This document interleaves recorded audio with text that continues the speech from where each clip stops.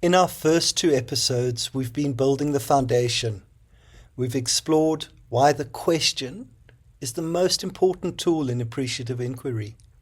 And we walked through the 5 principles that explain why that is true, why words create worlds, why inquiry and change happen simultaneously, and why the images we hold of the future shape the actions we take today. Now we get to the process. Today we walk through the 4D cycle, the heart of how appreciative inquiry actually works in practice. Discover, dream, design, and destiny. These 4 phases, 1, continuous movement. And when you understand it, really understand it, you will never run a strategy session, a team meeting, or a community engagement process quite the same way again. So let's begin. Before we walk through each phase, I want to say something about the cycle as a whole. The 4D cycle is not a rigid sequence you follow like a recipe.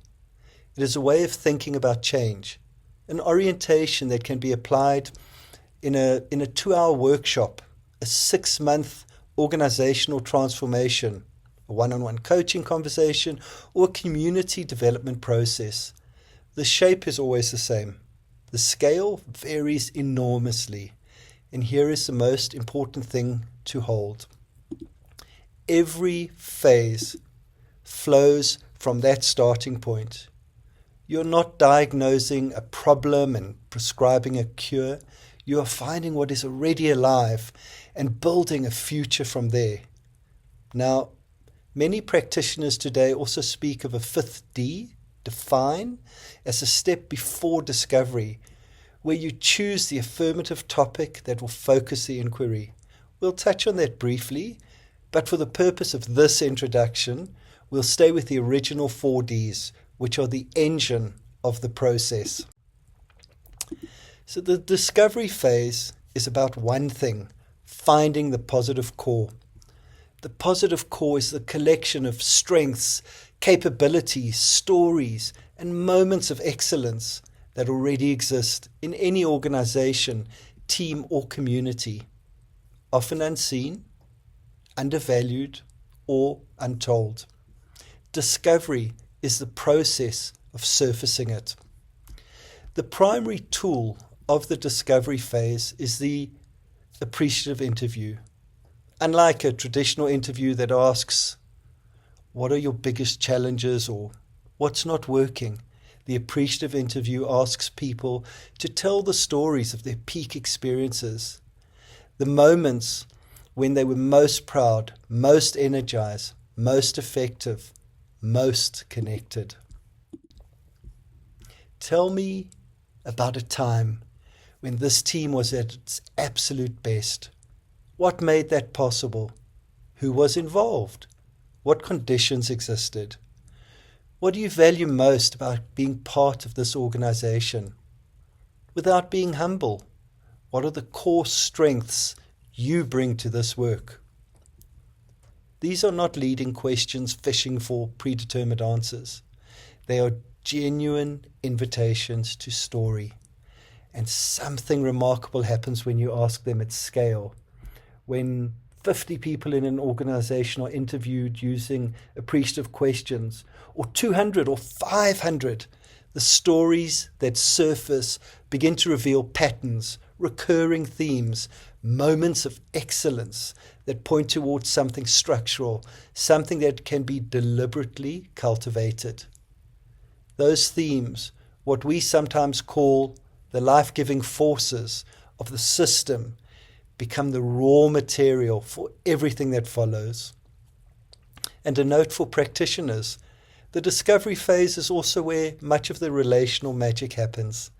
People who have worked alongside each other for years suddenly learn things about each other they never knew. Silos begin to soften. Trust builds. And the very act of being asked, what are you most proud of? Which most people are almost never asked at work, creates a shift in how people feel about the organization and about each other. The inquiry, remember, is the intervention. The discovery phase looks backwards and inwards. The dream phase looks forward and outwards.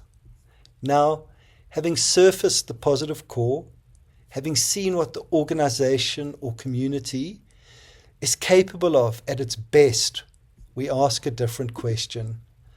The dream phase is where collective imagination enters the process.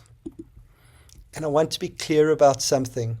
The dream phase is not about wishful thinking or fantasy. It is grounded, firmly grounded in the evidence from discovery. You are not asking people to imagine a utopia with no connection to reality. You are asking them to imagine a future that is built on what they have already shown is possible and to project it forward boldly. The facilitator's question in the dream phase is often something like, imagine it is 5 years from now. Everything you hoped for this team has come true. Describe what you see. What are people doing? How are they working together? How does it feel to be here? Imagine the best of what is, amplified. The outputs of the dream phase vary enormously depending on the context.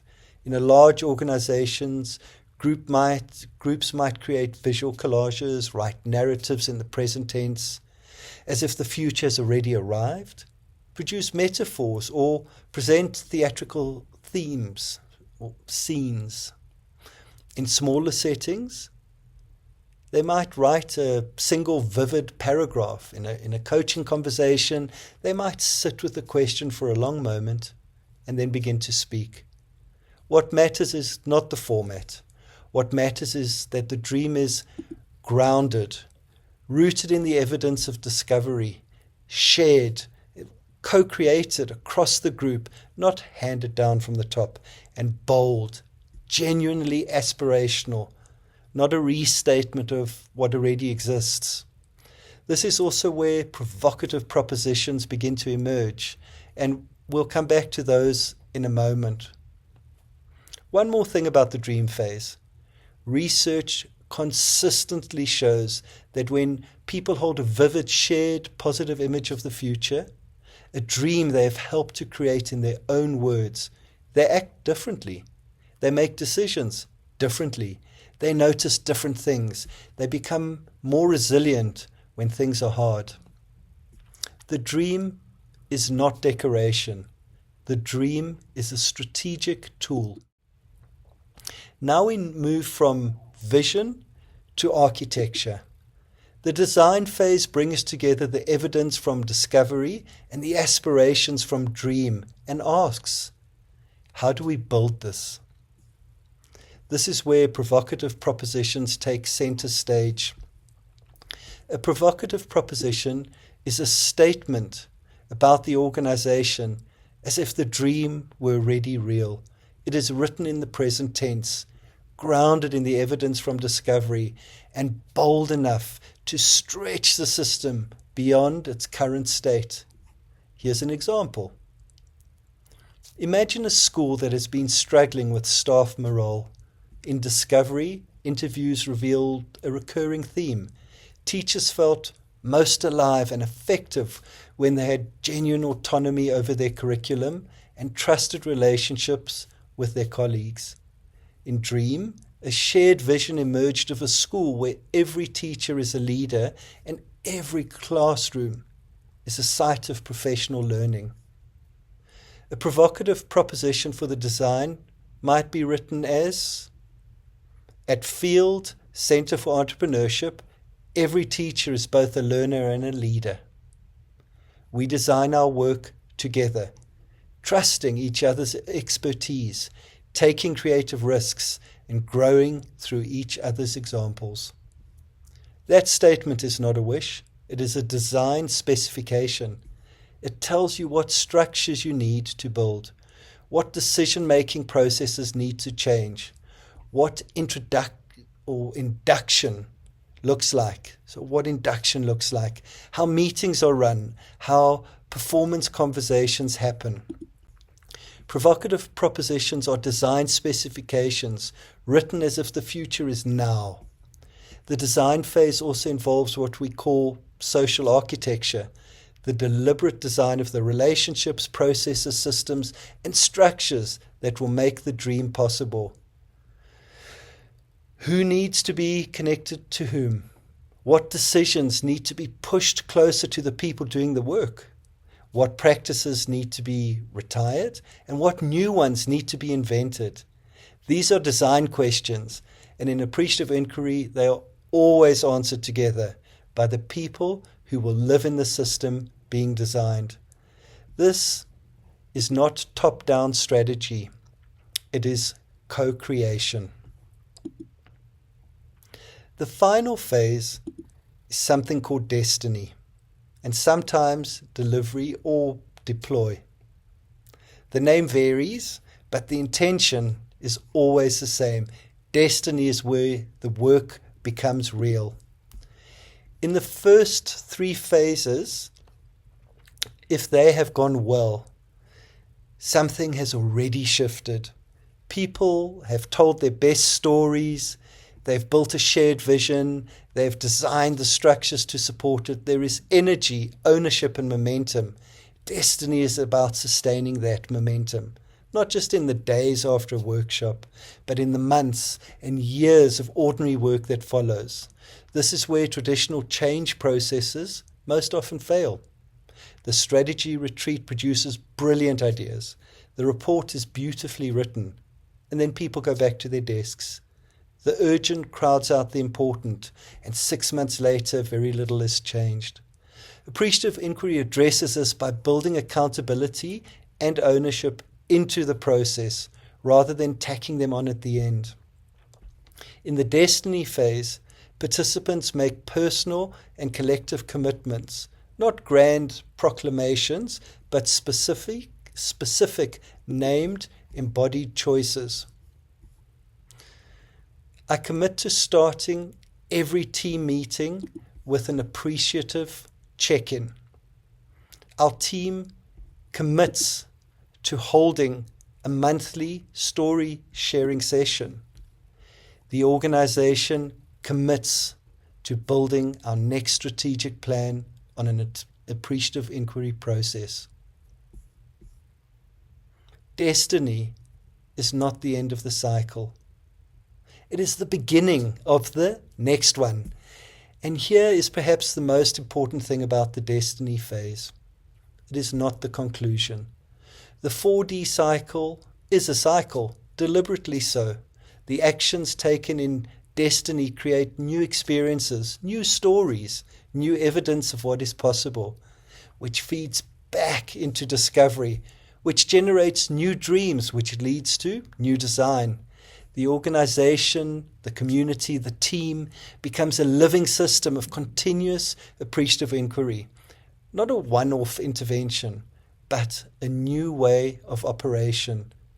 That is the long-term aspiration of appreciative inquiry. Not a workshop, a culture.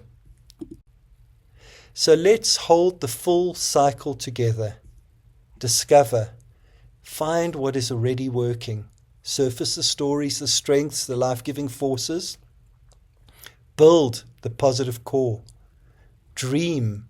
Use that foundation to imagine boldly. What would this look like if the best of what is became the norm? Create a vivid, shared, grounded image of the future. Design. Translate that vision into architecture. Write provocative propositions, design the structures, processes, and relationships that will make the dream possible. Destiny. Commit, act, and sustain. Keep the dream alive, not through one-off events, but through the daily practices of appreciative living and leading. 4 phases, 1 continuous movement, grounded in what is, orientated to what could be, built by the people who will live in it, sustained through ongoing inquiry. That is appreciative inquiry in practice. I want to leave you with one practical invitation before our next episode. Think of a challenge, a project, or a team you are currently working with. Now ask yourself, what would the discovery phase look like applied here? Not what's going wrong, but what is already working, even a little. What stories have I not yet heard? What strengths have I not yet asked about? You don't need a full appreciative inquiry process to ask one good appreciative question. Start there. In our next session, our next episode, we introduce something that I believe is at the very core of the Spaciousness Works approach, the Appreciative Leadership Lotus Model. This is our founder, Tanya Cruz Teller's published work, a framework that brings together everything we've explored so far and shows how appreciative inquiry becomes not just a methodology, but a way of leading and living. I'll see you there.